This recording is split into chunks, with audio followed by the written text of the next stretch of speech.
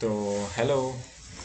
और आज हम करने वाले हैं चैप्टर नंबर 11, चैप्टर नंबर 11, जिसका टाइटल है शारीरिक वृद्धि एवं विकास। तो ये चैप्टर जो है हमारा टोटली एक बच्चे की, एक व्यक्ति की जो वृद्धि होती है शरीर की, छोटे बच्चे से लेकर के वयस्क होने तक की, तो उसमें क्या क्या स्टेप्स रहते हैं, किस किस परिस्थिति से, किस किस स्थितियों से और किन किन स्तरों से वो गुजरता है, उसको हम पढ़ेंगे इस चैप्टर में। तो यह अध्याय हमें क्या बताता है? मानव विकास के शारीरिक और संवेगात्मक पहलुओं का एक विस्तृत विश्लेषण प्रस्तुत करता है।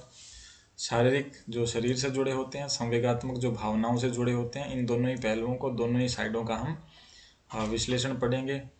तो इसका उद्देश्य यह समझना है कि विकास केवल बाहरी बदलाव नहीं, विकास जो होता है वो शरीर का बदलाव नहीं, बल्कि एक क्रमिक और वैज्ञानिक प्रक्रिया है जो व्यवहार में गुणात्मक परिवर्तन लाती है। वृद्धि और विकास जैसे हमने पहले पढ़ा था, तो विकास क्या होता है? गुणात्मक परिवर्तन, यानी कि उसकी जो क्वालिटी है कोई भी काम करने की, उसमें बदलाव होता है, उसमें बढ़ोतरी होती है। छोटा बच्चा होता है जो मतलब मुंह से सिर्फ रोना जानता है, जब उसका जन्म होता है, उसके 1 साल बाद वो छोटे छोटे शब्द बोलना सीखता है और फिर उसके बाद वो वाक्य और लाइनें बोलना सीख जाता है। और फिर बहुत जब बड़ा होता है तो वो सोच समझकर अपनी बात तो दूसरों को कहने लगता है। तो इस पूरे प्रोसेस में हमने क्या देखा कि उसका जो गुण है उसमें परिवर्तन हुआ। पहले कम था, फिर बढ़ता गया, बढ़ता गया, बढ़ता गया, और अंत में जाकर पूरी तरह से परिपक्व हो गया। तो इसको हम विकास कहते हैं। और यहाँ हम शारीरिक और क्रियात्मक विकास और जो संवेगात्मक विकास है दोनों को पढ़ेंगे। तो अब इस चैप्टर के अंदर, इस पाठ के अंदर हमारे कौन कौन से टॉपिक रहने वाले हैं उनको हम देख लेते हैं। तो इसमें पहला टॉपिक है शारीरिक वृद्धि तथा विकास का अर्थ एवं स्वरूप। शारीरिक वृद्धि क्या होती है, शारीरिक विकास क्या होता है, इसका हम अर्थ समझेंगे और फिर उसका हम स्वरूप करेंगे। उसके बाद बचपन तथा किशोरावस्था की शारीरिक विशेषताएं। बचपन में शरीर किस प्रकार का होता है, क्या क्या विशेषताएं उसमें होती है। और किशोरावस्था जो होती है, यानी कि 12 से लेकर के 18 वर्ष होने तक की जो अवधि है, तो उसको, उसमें भी शारीरिक जो अवस्था है वो कहाँ तक पहुंच जाती है और किस उम्र में क्या जो शारीरिक परिवर्तन होते हैं उसको हम सीखेंगे। तीसरा, शिरोपुच्छीय भाग एवं दूरस्थ विकास, जिसमें मानसिक विकास आता है और मस्तिष्क का विकास आता है। चौथा है व्यक्तिगत भिन्नता और लैंगिक अंतर। हर एक व्यक्ति किस प्रकार से अलग अलग होता है, सबका विकास होते हुए भी सब व्यक्ति यूनिक होते हैं, सब व्यक्ति समान नहीं होते। पांचवा है संवेगात्मक विकास और विद्वानों का मत। संवेगात्मक विकास यानी हमारी भावनाओं से जुड़ा हुआ विकास, और विद्वान इसके बारे में क्या कहते हैं। तो ऑर्थर टी जेरशेल्ड के विचार पढ़ेंगे और किशोरावस्था में प्रमुख संवेग जो हैं उसके बारे में हम पढ़ेंगे। तो ये हो गया हमारे पूरे चैप्टर का एक तरह से पूरे इस चैप्टर की टाइमलाइन, कि इसमें हमें क्या क्या पढ़ने को मिलेगा, कौन कौन से टॉपिक पढ़ने को मिलेंगे और किस किस विषय में विस्तार से पढ़ेंगे, जिसमें विद्वानों की ये परिभाषाएं और किशोरावस्था के दौरान संवेगात्मक और शारीरिक विकास को पढ़ने वाले हैं। अब ये इसको हम शॉर्ट में देखा है हमने इन 5 टॉपिक्स को, आगे हम इसको एक एक करके डिटेल में पढ़ेंगे। तो फिर चलिए शारीरिक विकास का अर्थ समझते हैं। जैसा कि हमने शुरू में देखा शारीरिक वृद्धि एवं विकास का अर्थ, अब हम इसका अर्थ समझते हैं। शारीरिक विकास का अर्थ क्या होता है? शारीरिक वृद्धि तथा विकास का अर्थ परिवर्तनों की उस प्रक्रिया से है जिसके फलस्वरूप शरीर के बाह्य ढांचों और आंतरिक अंगों में परिवर्तन होता है। शरीर की वृद्धि और विकास का मतलब क्या है? शरीर में वो वाले परिवर्तन, ऐसे परिवर्तन होते हैं जिसका शरीर का बाहर का ढांचा और जो आंतरिक अंग होते हैं उसमें परिवर्तन होता है। बाहर का ढांचा यानी कि शरीर की हाइट बढ़ती है तो वो भी विकास या वृद्धि के अंतर्गत आता है। और शरीर के अंदर भी परिवर्तन होते हैं, जैसे हार्मोन बदलते हैं बच्चों में, और वयस्क होते होते हमारे हार्मोन्स चेंज या सक्रिय होने लगते हैं। उसी प्रकार अंदर के जो अंग हैं, फेफड़े मजबूत होने लगते हैं, हड्डियां मजबूत होने लगती है, आवाज़ बदलने लगती है। तो ये सारे आंतरिक परिवर्तन भी इसी में आते हैं। यह प्रक्रिया जन्म से लेकर मृत्यु पर्यंत निरंतर चलती रहती है। जन्म से लेकर के मृत्यु तक चलती रहती है लगातार। और इसमें शारीरिक यानी कि शरीर से जुड़े, मानसिक जो दिमाग से जुड़े, और सामाजिक सभी आयाम सम्मिलित होते हैं। समाज किस प्रकार से वृद्धि और विकास को प्रभावित करता है वो भी हम देखेंगे। अब इसके परिणाम स्वरूप नाड़ी तंत्र, मस्तिष्क और मानसिक योग्यताओं का विकास होता है।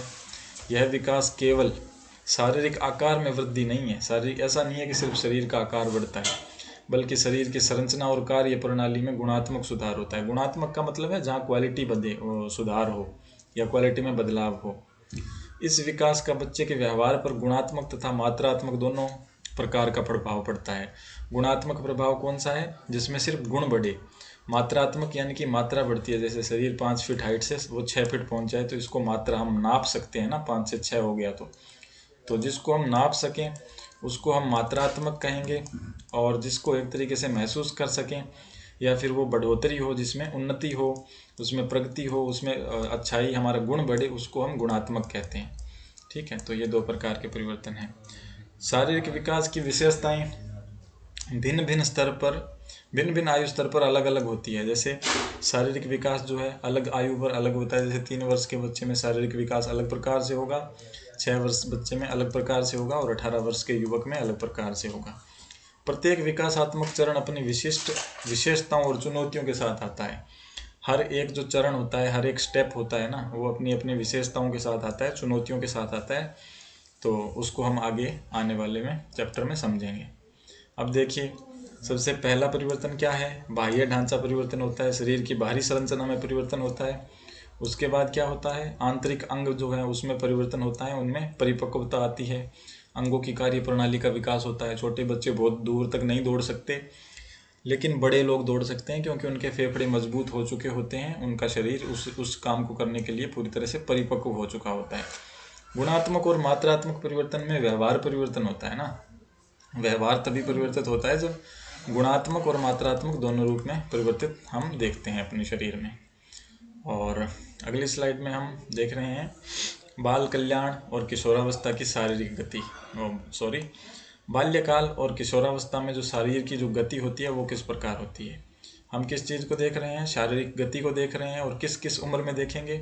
हम बाल्यकाल में देखेंगे पहला, और दूसरा किशोरावस्था में देखेंगे। बाल्यकाल को हम आप ले सकते हैं 5 साल 2 साल से लेकर के लगभग 12 साल तक, और 12 के बाद जो है वो किशोरावस्था आ जाती है। और किशोरावस्था कब तक रहती है? जब हम वयस्क ना हो जाएं, 18 साल से ऊपर तक ये चीज़ चलती रहती है। तो मुख्य जैसे विकास सामान्यतः बाल्यकाल तथा किशोरावस्था में समान गति से नहीं होता। छोटे बच्चों में विकास अलग गति से होता है, किशोरावस्था में अलग गति से होता है। इसकी स्पीड दोनों में अलग अलग रहती है। इनमें काफ़ी उतार चढ़ाव आते हैं। यह असमान विकास मानव शरीर की एक स्वाभाविक विशेषता है। ऐसा नहीं है कि ये कम हो रहा है तो इसमें कोई गड़बड़ है, या तेज़ी से विकास हो रहा है तो इसमें कोई गड़बड़ है। यहाँ लिखा है ये असमान विकास, जो असमान मतलब दोनों में समान नहीं रहता, अलग अलग गति रहती है। तो ये एक स्वाभाविक प्रक्रिया है, शरीर ऐसा ही होता है प्राकृतिक रूप से, कोई ये बुरी बात नहीं है। जो विभिन्न शारीरिक प्रणालियों को अलग अलग समय पर परिपक्व होने के कारण होती है। शरीर में बहुत सारी प्रणाली होती है, सांस लेने के लिए श्वसन प्रणाली है, खाने के लिए पाचन की प्रणाली है, प्रजनन करने के लिए हमारी प्रजनन प्रणाली है। तो ये अलग अलग समय पर प्रणालियाँ विकसित होती रहती हैं, जिसकी जब ज़रूरत होती है तब वो विकसित होती है। ठीक है, अब मुख्य विकासात्मक तथ्य क्या है? आयु विभाजन अगर हम करें तो 6 से 11 वर्ष की अवधि बचपन काल तथा 12 से 20 वर्ष की अवधि किशोरावस्था कहलाती है। तो हम शारीरिक गति देख रहे हैं, और शारीरिक गति में हम 2 उम्र देखेंगे, 2 काल देखेंगे विकास के। इसमें बाल्यकाल कब होता है? 6 से 11 साल तक, और 12 से लेकर के 20 साल की अवधि जो है किशोरावस्था होती है। तो इन दोनों अवधियों को लेकर मोटा मोटा हम 6 से लेकर के 20 साल तक की दोनों को ही कवर करेंगे। इन दोनों को नाम अलग अलग दिया गया है। प्रत्येक अवधि की अपनी विशिष्ट विशेषताएं होती हैं, जो कि हम देख ही रहे हैं। अब विकास की गति कब क्या होती है, बाल्यकाल में क्या होती है और किशोरावस्था में क्या होती है, वो देख लेते हैं। बाल्यकाल में शारीरिक विकास की वृद्धि बहुत धीमी और स्थिर होती है, जबकि किशोरावस्था में यह अचानक तीव्र हो जाती है। वृद्धि की उछाल या फिर ग्रोथ स्पर्ट कहते हैं। अब देखिए, हम 2 चीज़ों का ये कर रहे हैं यहाँ पे, एक तो बाल्यकाल, दूसरा किशोरावस्था। अब यहाँ पे इसको अलग अलग देखें, अगर हम किशोरावस्था को और बाल्यकाल को, तो हम क्या क्या अध्ययन किस चीज़ का कर रहे हैं? हम देख रहे हैं कि इसमें उम्र कब होती है। तो बाल्यकाल की उम्र 6 से 11, इसमें उम्र होती है 12 से 20। इसमें गति क्या होती है? इसमें गति क्या होती है? कम होती है। इसमें गति क्या होती है? इसमें गति तेज़ होती है। तो ये फ़र्क मोटा मोटा हमें पता लग रहा है। इसमें गति कम होती है, इसमें गति तेज़ होती है। अब हम अगला बिंदु देख रहे हैं, मांसपेशियों का विकास। 5 से 6 वर्ष की आयु में मांसपेशियों का विकास तीव्र होता है। किशोरावस्था में यह जन्म के समय की तुलना में लगभग 20 गुना बढ़ जाती है। ठीक है। 5 से 6 वर्ष की उम्र में तेज होता है, लेकिन 20 गुना जन्म के समय से बढ़ जाती है, तो ये अत्यधिक तेज होता है, बहुत ज़्यादा तेज होता है किशोरावस्था में। ये हमने देख लिया मांसपेशियों के विकास के विषय में। शारीरिक अनुपात, किशोरावस्था तक बालक का शरीर, उसके शरीर की लंबाई उसके 10वें भाग के बराबर होती है, यानी कि शरीर की कुल लंबाई 10वें भाग तक के बराबर होती है। कब होती है? 6 साल तक, 10वें भाग तक। लेकिन जबकि जन्म के समय यह अनुपात 1/4 होता है। जन्म के समय भाग क्या होता है? 1/4 ये एक अनुपात होता है जन्म के समय इस वक्त, और किशोरावस्था में 10वें भाग के बराबर होती है। हड्डियों का विकास, किशोरावस्था में अंत तक हड्डियां पूरी तरह संयुक्त और कड़ी हो जाती है, जो शारीरिक परिपक्वता का संकेत है। किशोरावस्था में क्या होता है? हड्डियां पूरी तरह से पक जाती है और यहाँ पर ये प्रक्रिया चलती रहती है। तो हमने अब तक इसमें क्या देख लिया? मुख्य विकास के तथ्य समझ लिए। बाल्यकाल जो है कब कब होता है? 6 से 11 वर्ष तक, और किशोरावस्था 12 से 20 साल तक। इसमें क्या होता है? विकास की गति जो कम होती है और किशोरावस्था में तेज होती है। और मांसपेशियों का विकास बाल्यकाल में तेज होता है, बल्कि किशोरावस्था में अत्यधिक तेज होता है। और जो शारीरिक अनुपात जो है यहाँ पे 1/10 होता है और यहाँ पे 1/6 होता है। इसके बाद हड्डियों का विकास यहाँ पर पूरी तरह से बाल्यकाल में चलता रहता है, जबकि किशोरावस्था में पूरी तरह से हो चुका होता है। तो ये हमने देख लिया शारीरिक विकास की गति दोनों ही उम्रों के अंदर। और कौन कौन सी उम्र में हमने देखा है? बाल्यकाल और किशोरावस्था में। और अब हम देख लेते हैं अगली स्लाइड, जिसमें हमारा ये है कि विकास के दिशा सिद्धांत। विकास के दिशा सिद्धांत यानी कि किस प्रकार से किस दिशा में विकास होता है, किस प्रकार ये विकास हमारे सामाजिक और शारीरिक विकास को प्रभावित करता है। तो अब हम यहाँ पे देख रहे हैं बाल्यकाल तथा किशोरावस्था में शारीरिक विकास 2 वैज्ञानिक नियमों, शिरोपुच्छ्य तथा समीप दूरस्थ, ये 2 नियम हैं, शिरोपुच्छ्य और समीप दूरस्थ पर आधारित होता है। ये सिद्धांत यह बताते हैं कि मानव शरीर का विकास एक निश्चित क्रम और दिशा में होता है, जो मनुष्यों को सामान्य रूप से देखा जाता है। शिरोपुच्छ्य क्रम में मतलब क्या है? यह है सेफालोकॉडल डेवलपमेंट। सेफालोकॉडल डेवलपमेंट सीसीडी शिरोपुच्छ्य क्रम में क्या विशेषताएं हैं? यह विकास प्रथम मौलिक सिद्धांत है, जिसके अनुसार विकास सिर से पैर की दिशा में होता है। इस क्रम में शरीर के ऊपरी भाग पहले विकसित होते हैं और धीरे धीरे निचले भागों का विकास होता है। कहने का मतलब सबसे पहले जो सिर में जो विशेषताएं हैं, सिर जो जिस कार्य को करने के लिए बना होता है, जिसमें आँख, नाक, कान, गला, दांत और बाकी जो भी हमारे इंद्रिय वाले अंग होते हैं, वो सब पहले विकसित होते हैं। उसके बाद धीरे धीरे शरीर की गति ऐसे शिरोपुच्छ्य यानी कि सिर से शुरू होकर के पूंछ यानी कि पैरों तक आती है विकास की गति। और सबसे पहले विकास शुरू कहाँ होता है? शिरोपुच्छ्य, सिर में। नवजात शिशु के सिर का भाग शरीर के अन्य भागों की तुलना में अधिक विकसित होता है। सबसे ज़्यादा विकसित सिर का भाग होता है। उसमें सूंघने की क्षमता होती है, स्वाद की क्षमता होती है, सुनने की, आँखों की, बोलने की सब क्षमता होती है। बोलने की मतलब रो करके अपनी बात बताने की। मस्तिष्क और संवेदी अंग सबसे पहले क्रियाशील होते हैं। सबसे पहले मस्तिष्क और संवेदी अंग यानी कि जो सेंसरी लिम्स हैं, सेंसरी पार्ट्स हैं बॉडी के, जो इंद्रियां हैं, वो पहले विकसित होती है। धड़ और हाथों का नियंत्रण पैरों से पहले आता है। बच्चा 1 साल तक पैरों पर चलना नहीं सीखता, पर अपने हाथ हिलाना पैरों से पहले सीख जाता है। तो हुआ ना, हाथ ऊपर होते हैं, सिर पैर नीचे होते हैं, तो हाथों का विकास पहले आता है। हाथ ऊपर होते हैं, सिर से विकास शुरू होकर के। तो इस सिद्धांत को क्या कहते हैं? शिरोपुच्छ्य सिद्धांत या शिरोपुच्छ्य क्रम। बच्चा खड़े होने से पहले बैठना सीख जाता है, ये इसी के कारण होता है। अब दूसरा जो सिद्धांत है, दूसरा नियम, वो है समीप दूरस्थ क्रम, प्रोक्सिमो डिस्टल डेवलपमेंट। इसमें क्या होता है? यह दूसरा महत्वपूर्ण सिद्धांत है, जिसके अनुसार विकास शरीर के मध्य भाग केंद्र से दूर की दिशा परिधि में होता है। शरीर के केंद्रीय भाग पहले विकसित होते हैं, फिर बाहरी अंगों का विकास होता है। ये दूसरी थ्योरी है, ये कह रही है कि शरीर के जो केंद्र के भाग हैं, शरीर के बीच के जो हिस्से हैं, मान लो ये बॉडी है, तो इसमें केंद्र का हिस्सा कौन सा हुआ? ये वाला हिस्सा, हृदय का हिस्सा जो होता है, ये पहले विकसित होता है। उसके बाद इधर भी विकास जाता है और ऊपर की तरफ भी विकास जाता है। तो मतलब ऊपर के जो अंग है वो विकसित होने शुरू होते हैं और नीचे के अंग भी समय के साथ साथ विकसित होने शुरू होते हैं, लेकिन सबसे पहले बीच का भाग विकसित होता है। इसमें क्या कहा है? कंधे और कूल्हे की मांसपेशियां पहले विकसित होती हैं, जिससे ये हिस्सा यहाँ पे अगर केंद्र है तो कंधा यहाँ पे आ गया, कूल्हा यहाँ पे आ गया, तो ये दोनों पास हैं, तो इसका विकास इस प्रकार होगा ना। दोनों इसमें अगर फैलेगा, कंधे और कूल्हे दोनों एक ही जितने दूर हैं बीच के सेंटर से, इसके बाद कोहनी और घुटने का नियंत्रण उंगलियों से पहले आता है। कोहनी ये है हमारी और घुटना ये है, लेकिन उंगलियां पैर की यहाँ रह गई, हाथों की यहाँ रह गई, तो दोनों ही दूर है ना केंद्र से, तो इनका बाद में आता है। और कोहनी और हमारी जो घुटने होते हैं उनका नियंत्रण हम पहले करना सीख जाते हैं। बच्चा पहले पूरी बाँह से पकड़ता है, फिर हथेली से और अंत में उंगलियों से। पहले हाथ हिलाना सीखता है, पूरा हाथ है वो हिलाना सीखेगा। उसके बाद उंगलियां हिलाना मतलब अपनी बाँह कंट्रोल करना सीखेगा, कलाई कंट्रोल करना सीखेगा। उसके बाद एंड में हिस्सा आता है उंगलियों का, तो फिर उंगलियां कंट्रोल करना सीखेगा। मतलब पहले बड़ा बड़ा, फिर उससे थोड़ा छोटा, फिर उसमें एकदम सूक्ष्म स्तर पर वो नियंत्रण और कंट्रोल सीखता है। अब सूक्ष्म गतियाँ जैसे फाइन मोटर स्किल का विकास स्थूल गतिविधियों के कारण होता है। तो ये दो नियम पढ़े हमने। सिरोपुच्छ्य क्रम क्या कहता है कि विकास जो है सिर से शुरू होकर के बाकी नीचे के हिस्सों तक जाता है, जिससे सबसे पहले विकसित सिर होता है, फिर बाकी अंग विकसित होते हैं। और समीप दूरस्थ या प्रोक्सिमो डिस्टल डेवलपमेंट क्या कहता है कि केंद्र का जो हिस्सा है उस पर नियंत्रण हमारा सबसे पहले आता है, उसके बाद दूर दूर तक ऐसे दोनों तरफ शरीर में एक साथ फैलता है, नीचे की तरफ भी और ऊपर की तरफ भी। तो ये दो नियम हमने पढ़े। शारीरिक विकास की यह दिशाएं प्रकृति द्वारा निर्धारित है और सभी सामान्य बच्चों में लगभग समान क्रम में होती है। यह क्रम विकासात्मक तत्परता की अवधारणा को भी स्पष्ट करता है। यानी कि तत्परता क्या मतलब है कि कम से कम समय में ज़्यादा से ज़्यादा विकास हो जाए और जो व्यक्ति है वो मैच्योर हो जाए, जो बच्चा है वो अपने आप पर निर्भर होने के लिए जल्दी से जल्दी तैयार हो जाए। इस प्रकार क्रमबद्ध उसका विकास करती है प्रकृति। अब हम आगे बढ़ते हैं, लैंगिक अंतर और शारीरिक परिपक्वता को देखते हैं।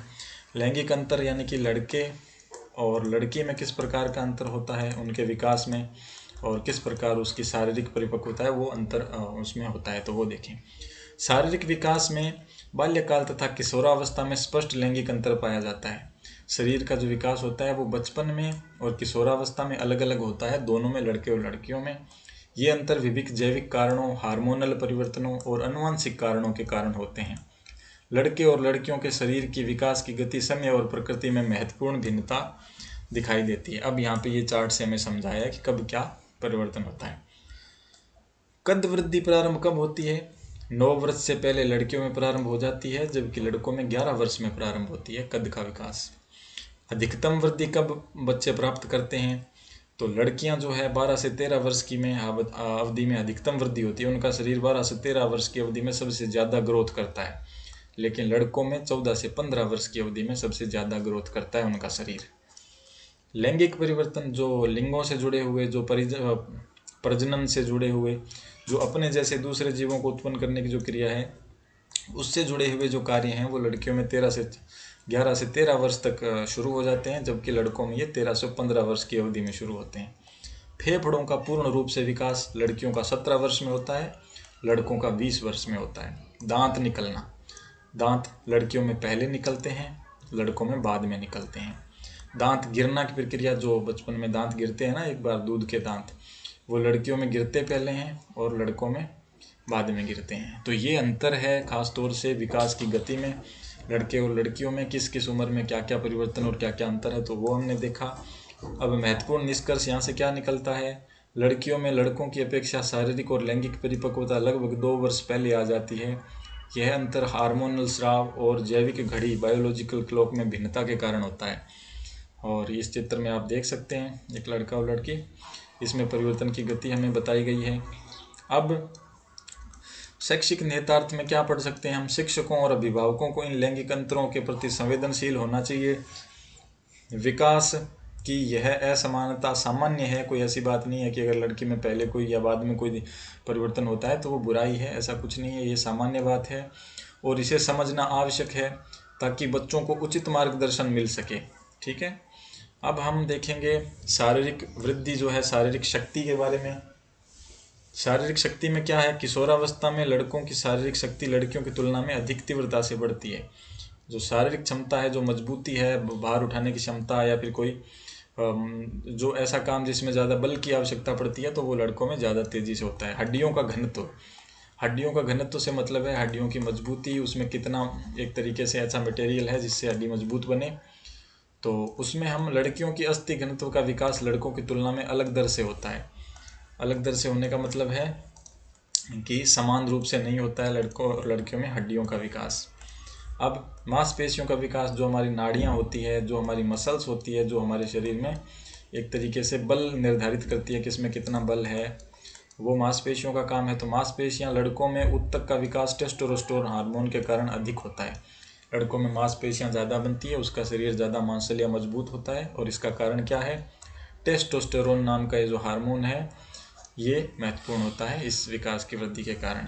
अब हम देख रहे हैं संवेगात्मक विकास। संवेगात्मक यानी कि इमोशनल जो भी हमारे फीलिंग्स, जो भी हमारे भाव, गुस्सा, प्रेम, ये सब होते हैं, ये इस संवेगात्मक विकास के अंतर्गत आता है। इसकी परिभाषा और विद्वानों का मत देखेंगे। परिभाषा और विद्वानों का मत। संवेगात्मक विकास का अर्थ संवेगों पर नियंत्रण करना तथा सामाजिक मान्यताओं के अनुसार व्यवहार सीखना। अब गुस्सा सभी को आता है, लेकिन उस गुस्से को कब किसके बड़ों के सामने नहीं दिखाना है, उसको कंट्रोल करना है। अपने छोटे जो लोग हैं उसको अच्छे से रखना है, उनको एक तरीके से डराना धमकाना नहीं है। तो ये सब चीज़ें सामाजिक मान्यताओं के अंतर्गत आती है। तो उसको अपनी भावनाओं को सामाजिक मान्यताओं के अनुसार कंट्रोल करना भी आना चाहिए। यह विकास का एक अत्यंत महत्वपूर्ण पहलू है जो व्यक्ति निर्माण और सामाजिक संयोजन में निर्णायक भूमिका निभाता है। आर्थर टी जिल्ड क्या बोलते हैं? संवेग सभी किसी भी प्रकार के आवेग में आने, भड़क उठने तथा उत्तेजित होने की दशा को सूचित करता है। संवेग का मतलब है हमारी भावनाएं। अब उन्नत व्याख्या इसकी क्या हो सकती है? संवेग वह ऊर्जा है जो पुष्प में सुगंध की तरह व्यवहार में छिपी रहती है। यह एक ऐसी मानसिक और शारीरिक अवस्था है जहां व्यक्ति कभी हंसता है तो कभी रोता है, जो आंतरिक उत्तेजना और बाह्य अभिव्यक्ति का सम्मिश्रण है। आर्थर टी जिल्ड ने हमें ये बताया है। और अब हम देखते हैं हृदय की गति में परिवर्तन होता है। जब गुस्सा आता है तो ये चीज़ तेज़ हो जाती है हृदय की हमारी धड़कन। संवेगात्मक उत्तेजना के दौरान हृदय की धड़कन तीव्र हो जाती है, रक्तचाप बढ़ता है, बीपी भी बढ़ जाती है, ब्लड प्रेशर बढ़ जाता है। मुंह का सूखना। तीव्र संवेग के समय लार ग्रंथियों की क्रिया प्रभावित होती है, जिससे हमारा मुंह सूख जाता है। मानसिक सामंजस्य में विघ्न पड़ता है। संवेगात्मक अवस्था में सोचने और निर्णय लेने की क्षमता प्रभावित होती है, यानी कि गुस्सा एक तरीके से, गुस्से में हमारा दिमाग कम चलता है और हम कोई भी कदम उठा सकते हैं। तो इसमें हमें कंट्रोल करना चाहिए। इसीलिए सामाजिक मूल्य ऐसे बने हुए हैं कि गुस्सा नहीं करना चाहिए। और हृदय की गति में परिवर्तन होता है, हमारा मुंह सूख जाता है। उसके बाद हम पढ़ते हैं शारीरिक आवेश और उत्तेजना। तो पूरे शरीर में ऊर्जा का संचार होता है जो व्यवहार में प्रकट होता है। एकदम से गुस्सा आता है तो पूरे शरीर में एक एड्रेनलिन नाम का हार्मोन स्रावित होता है, उससे पूरे शरीर में ऊर्जा आती है। और कहीं कहीं ऐसा भी देखने को मिलता है कि जो रोंगटे हैं वो खड़े हो जाते हैं, वो भी इसी का एक कारण है। अब हम देखेंगे संवेगात्मक व्यवहार की विशेषता। जो संवेगात्मक व्यवहार होता है, संवेग यानी कि गुस्से वाला इस प्रकार का जो व्यवहार है, उसकी विशेषता क्या है, कब किस आयु में कैसे होता है? तो आयु और अवस्था के अनुसार संवेगों की तीव्रता, स्पष्टता और पुनरावृत्ति में महत्वपूर्ण परिवर्तन आता है। किसके अनुसार आता है? आयु और अवस्था के अनुसार। बाल्यकाल से किशोरावस्था की यात्रा में संवेगात्मक परिपक्वता का विकास होता है। तो बाल्यकाल से किशोरावस्था की यात्रा में संवेगात्मक परिपक्वता, यानी कि बच्चा जब छोटा होता है और जब बड़ा एक तरीके से वयस्क बन जाता है, तो इसकी जो बीच में जो यात्रा है, इसमें विकास होता रहता है इस चीज़ का। किस चीज़ का? संवेगात्मक परिपक्वता आती रहती है। बच्चा संवेगात्मक रूप से पक जाता है, एक तरीके से उसमें परिपक्वता आ जाती है, जो व्यक्ति के निर्माण में सहायक होता है। अब बाल्यकाल की संवेगात्मक विशेषताएं कैसी होती है? बच्चों के बाल्यकाल के जीवन में संवेगात्मक विशेषता कैसी होती है? तीव्रता होती है। बाल्यकाल में संवेगात्मक व्यवहार अत्यंत तीव्र होता है। बच्चे अपनी भावनाओं को खुलकर और बिना किसी संकोच के व्यक्त करते हैं। बच्चा अपनी बात बताने संकोच नहीं करता। गुस्सा आता है तो वो रोने भी लगता है, या फिर एक जो भी उसे पता होता है वो बातें वो अपने हिसाब से बता भी देता है। सरलता होती है। संवेग सरल होते हैं, संक्षिप्त और जल्दी भूलने वाले होते हैं। एक क्षण रोने वाला बच्चा भी अगले क्षण हंस सकता है। अब स्पष्टता होती है। बालक के संवेग स्पष्ट और प्रत्यक्ष होते हैं, सामने दिखता है। ऐसे नहीं कि गुस्सा आया हुआ है फिर भी चुपचाप बैठा है, ऐसा नहीं हो सकता। बच्चा प्रकट कर देता है उसको। इनकी भावनाओं को समझना आसान होता है क्योंकि वे छिपाव नहीं करते हैं। पुनरावृत्ति। बालकों में संवेगों की पुनरावृत्ति बहुत अधिक है। वे बार बार समान स्थितियों में समान संवेग प्रदर्शित करते हैं। अगर आप उसको टॉफ़ी दोगे तो वो खुश होगा हर बार। ऐसा नहीं है कि वो एक बार खुश हो गया, एक बार गुस्सा आ गया, और अगर आप उसको मारोगे या फिर उसको कुछ ऐसा वैसा बोलोगे जिससे वो दुखी हो, तो वो आपको एक तरह से ऐसे संवेग ही उत्पन्न करेगा और हर बार वैसा ही करेगा। तो ये पुनरावृत्ति भी होती है, यानी कि रिपीटिशन भी उसके अंदर देखा जाता है।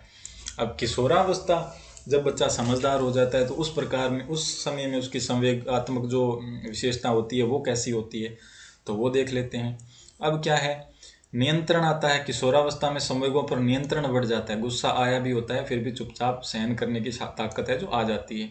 किशोर अपनी भावनाओं को संयमित करना सीख जाते हैं। जटिलता, संवेग अस्पष्ट, गंभीर और देर तक मन में रहने वाले होते हैं। एक घटना का प्रभाव लंबे समय तक बना रह सकता है। छिपाव भी आता है। किशोरों में संवेगों को गंभीरता से लेने और उन्हें छिपाने की प्रवृत्ति विकसित होती है। वे सामाजिक मान्यताओं के अनुरूप व्यवहार करना सीखते हैं। समाज में जैसी मान्यताएं हैं कि बड़ों के सामने गुस्सा नहीं होना, तो अगर उसमें किसी बात पर बुरा भी लगता है तो वो उसको छिपा लेते हैं। कम पुनरावृत्ति, मतलब जो अभी हमने देखा था कि बच्चे हमेशा पुनरावृत्ति करेंगे, एक जैसी परिस्थितियों में एक जैसा व्यवहार हमेशा करेंगे, वो भी कम हो जाती है। तो परिपक्वता के साथ साथ संवेगों की अनावश्यक पुनरावृत्ति कम हो जाती है और संवेगात्मक स्थिरता आती है। ठीक है। और अब अगला पॉइंट है व्यक्तिगत भिन्नता। हर व्यक्ति अलग अलग होता है, ऐसा नहीं है कि सब एक जैसी परिस्थितियों में सब एक जैसा संवेग दिखाएंगे। यह समझना महत्वपूर्ण है कि एक ही स्थिति में अलग अलग बच्चे अलग अलग तरह से संवेग प्रकट करते हैं। यह भिन्नता व्यक्तिगत, पारिवारिक पृष्ठभूमि, सामाजिक अनुभवों और आनुवंशिक कारणों पर निर्भर करती है। और ये ऐसा अलग अलग क्यों होते हैं सब? व्यक्ति की भिन्नता होती है, हर व्यक्ति अलग होता है। परिवार किस तरह का उसका पारिवारिक बैकग्राउंड है उस पर डिपेंड करता है। उसके समाज की मान्यताएं क्या है, समाज के उसके अनुभव क्या है, उससे उसने क्या सीखा है, और उसके माता पिता के जो जीन उसको मिले हैं, जो क्रोमोसोम उसको मिले हैं, आनुवंशिक कारण है, उस पर भी निर्भर करता है। तो चलिए आगे बढ़ते हैं। तो किशोरावस्था में विशिष्ट संवेग जो है उसमें देखते हैं क्या है। किशोरावस्था में विशिष्ट संवेग में, किशोरावस्था में कुछ संवेग अत्यंत प्रभावशाली होते हैं। कुछ ऐसे विशेष संयोग है जो स्पेशल चीज़ें हैं जो सिर्फ किशोरावस्था में ही होती है, तो उसके बारे में यहाँ पढ़ रहे हैं हम, जो बालक के व्यक्तित्व को गहराई से प्रभावित करते हैं। इन संवेगों को समझना शिक्षकों और अभिभावकों के लिए अत्यंत आवश्यक है ताकि वे किशोरों का सही मार्गदर्शन कर सकें। और हमें पता है ना, किशोरावस्था की जो उम्र होती है वो कौन सी होती है? 12 से लेकर के 20 साल तक का लगभग किशोरावस्था माना जाता है। अब क्रोध का संवेग, क्रोध का संवेग का मतलब क्या होता है? अब क्रोध का संवेग यानी कि एंगर। किशोरावस्था में क्रोध एक प्रमुख और तीव्र संवेग है जो विभिन्न परिस्थितियों में प्रकट होता है। किशोरावस्था में क्या होता है? क्रोध एक प्रमुख संवेग है, और वो किस किस परिस्थितियों में प्रकट होता है? तो ये कब प्रकट होता है? आलोचना के प्रति संवेदनशील। किशोर अपनी आलोचना बिल्कुल सहन नहीं करते, विशेषकर सार्वजनिक स्थानों पर, और उनमें अलग अलग सम्मान भावना प्रकट होती है। इसका मतलब है कि जो किशोर है वो अपनी आलोचना बिल्कुल नहीं पसंद करते, और दूसरों के सामने अगर उसकी बेइज्जती की जाए तो वो तो बिल्कुल ही सहन नहीं होता उनसे। उपहास में आहत, उपहास मतलब अगर कोई मजाक उड़ाए तो उनको वो प्रभावित होते हैं उससे। मजाक उड़ाने या अपमानित करने पर वे तीव्र क्रोध का अनुभव करते हैं। यह उनकी पहचान और व्यक्तिगत निर्माण संघर्ष का हिस्सा होता है। अधिकारों का हनन, जब उसकी कोई अधिकार उनका कोई छीन ले, उनके हिस्से की कोई चीज़ दूसरा ले ले, तब भी गुस्सा आता है। जब उन्हें उनके अधिकारों से वंचित किया जाता है या उनकी स्वतंत्रता पर अंकुश लगाया जाता है तो वे क्रोधित हो जाते हैं। ठीक है। अन्याय के विरुद्ध, किशोरों में न्याय की प्रबल भावना होती है, वे अन्याय के विरुद्ध तीव्र प्रतिक्रिया देते हैं। तो ये भी किशोरों की एक विशेषता है। किशोर जो है, एडोलेसेंस जो है व्यक्ति, 12 से 20 साल तक किन किन बातों पे गुस्सा करता है? उसकी कोई बुराई करे तब, उपहास करे, उसका कोई मजाक उड़ाए और उसकी कोई हक की बात छीन ले, उसका कोई हक मार दे, अधिकारों का हनन कर दे तब, और अन्याय जब होता देखे, वो किसी गलत चीज़ को होता देखे, तब भी उसे गुस्सा आता है। अब है चिंता का संवेग, जो एंग्जाइटी है। चिंता कब कब आती है किशोरों को, कब कब वो परेशान होते हैं? चिंता का संवेग एक सामान्य लेकिन महत्वपूर्ण संवेग है जो विभिन्न रूपों में प्रकट होता है। शैक्षिक चिंता, पढ़ाई लिखाई के बारे में, परीक्षा, प्रतियोगिताओं और शैक्षणिक प्रदर्शन के कारण होने वाला मानसिक तनाव, ये आधुनिक शिक्षा प्रणाली का एक गंभीर पहलू है। परीक्षा के समय चिंता होती है, प्रतियोगिताओं, परीक्षाओं में क्या है, वो उस प्रकार से उनका रिजल्ट कैसा आएगा, उसमें कैसा उनका प्रदर्शन रहेगा, वो भी एक चिंता का कारण बनता है। आधुनिक शिक्षा प्रणाली में ये चीज़ें आई है।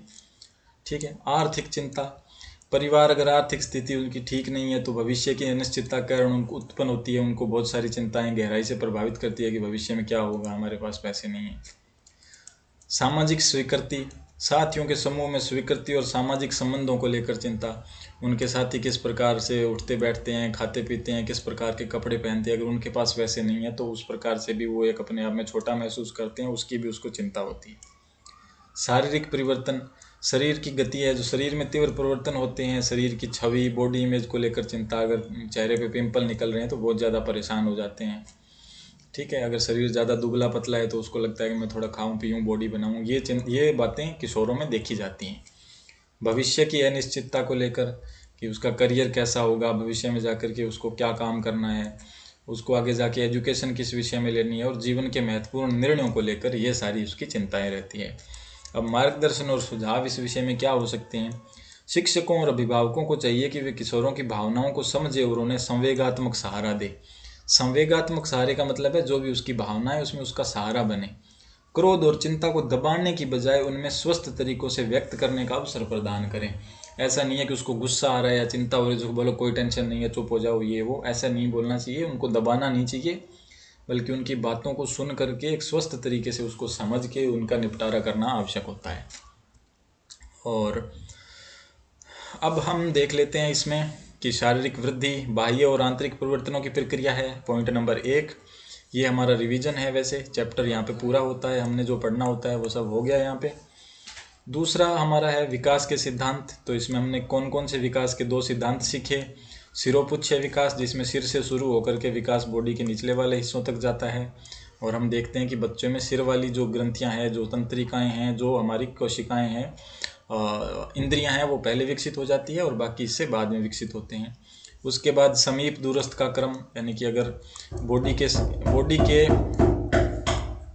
केंद्र में जो चीज़ें हैं वो पहले विकसित होती है, उसके बाद विकास इस दिशा में भी जाता है और ऊपर की दिशा में भी जाता है। तो ये 2 सिद्धांत हमने देखे, जिसको सिरोपुच्छीय और समीप दूरस्थ का सिद्धांत।